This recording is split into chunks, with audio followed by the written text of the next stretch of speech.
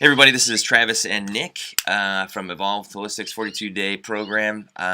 We're going to go through a recap of week one, some questions that were on the Facebook page, and hopefully get you guys some more information about how the program's going. Just a reminder, if you do have questions about stuff, make sure you post them on the Facebook page, or if you're not into the Facebook thing, then just email them to us, and we'll get as many questions answered as possible.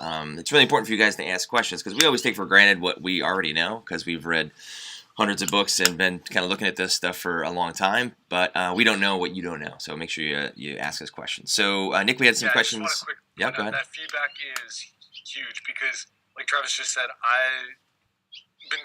we've both been doing a lot of these things for a long time. Feedback is always important to be able to help you guys out the most. That's what I really want to help out with. Cool.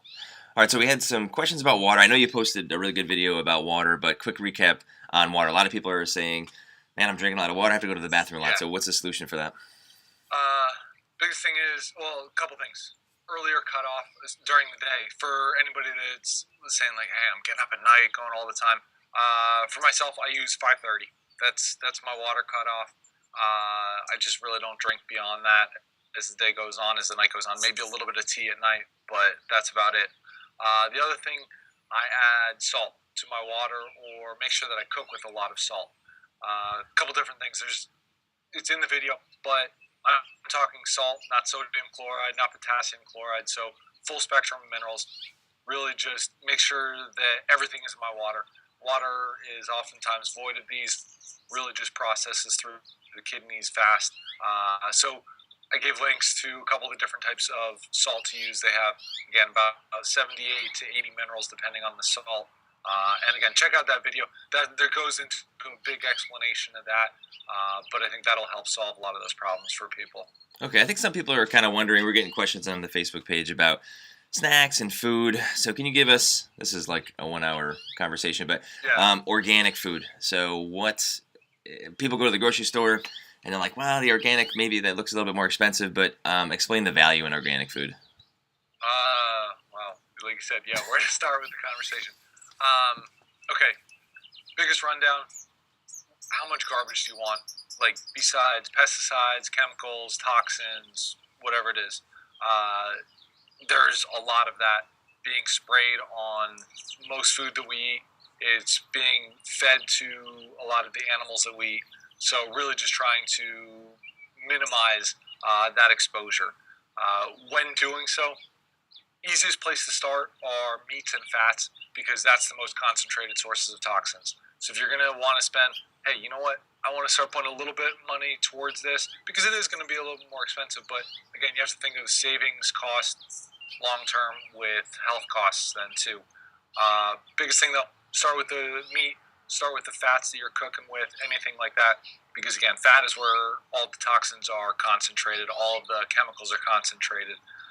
So if you're going to really go with that, also just they're going to be better soil management. So there's going to be a lot of other minerals, a lot of other vitamins in the soil for the organic foods. This is going to do a couple things. I mean, we're just void of those to begin with, so we want to make sure that we're getting those all on board.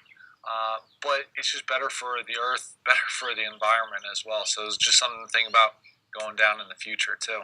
Yeah, I think the fat thing is really important too. I've had some people that I put on similar programs like this, and I've been on similar programs like this when I haven't been taking care of my health.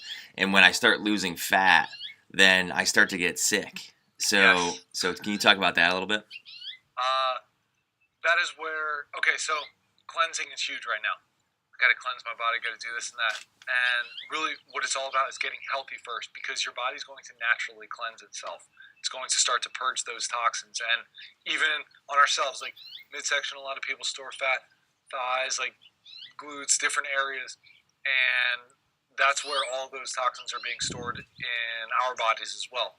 So as you start to lose some of that fat mass, your body still has to clean out, like the body's going to reprocess these toxins. And so it's going to give sometimes like flu-like symptoms. It can happen.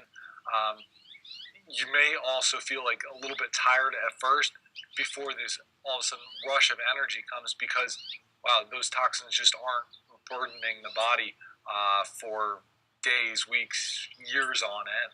Yeah, so when I think Nick is focusing on, as you're losing fat, your body has to kind of expel those toxins that have been there for a while. And the same thing is important when you buy food at the grocery store. If you're buying food at the grocery store that has a high fat content with commercial farming, then there's a lot of toxins in there that you're getting in the fat. So that's one of the great advantages of going organic, or going kind of what we call clean eating, not eating the commercial dairy products and meat products that are in the grocery store.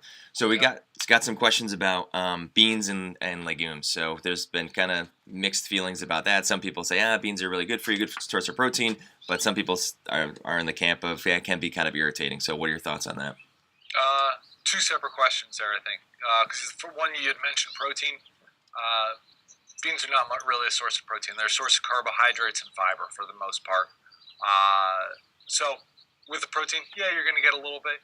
It's going to be not what we call bioavailable. Difficult for the body to absorb, difficult for the body to use. Now, the other part of that is the gut irritants, the phytates, the lectins. These are also called like anti-nutrients. So two things with that then too. So the anti-nutrients, they provide less nutrition than they really give. So they require more nutrients, vitamins, minerals, etc. So they take those from the body in order to be able to process them through the gut. And then as well, the gut irritants, these can also just start to break down the gut lining. So your digestive system starts in the mouth, goes all the way through you until food comes out. And along that path, there can be a lot of irritation. There can be small holes that start to develop in the gut. And this is when food starts to leach through, gets into the bloodstream. This is what causes a lot of the inflammation, so that puffiness that you'll see in the body, but also that foggy headedness, the joint aches that really just happen a lot.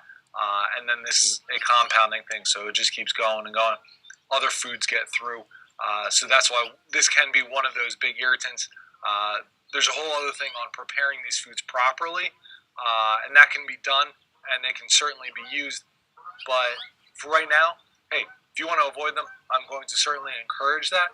And after we get out of the elimination phase, it can be something, again, to try back in, but not one of my favorite foods to eat all the time, especially if you are having a lot of gut irritation issues. Okay. We had a couple of questions about snacks, too. Someone posted about popcorn. So what are your thoughts on popcorn? Still a grain, still corn. Again, where is it being sourced from? That's the biggest thing. I think it's 91% of the popcorn in the United States, or not popcorn, just corn in general. It may even be higher than that. These are old statistics, but is genetically modified.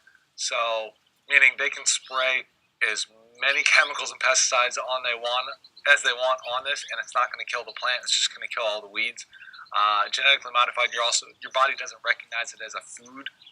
It really doesn't know what it is, so it's going to send that inflammation. It's going to send that immune system right at it to try and basically say, hey, what is going on here?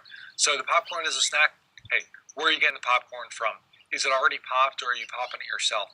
That's going to be another thing, because if it's already been popped, it's already been oxidized, it's breaking down over time. They've had to package it in some way to preserve that.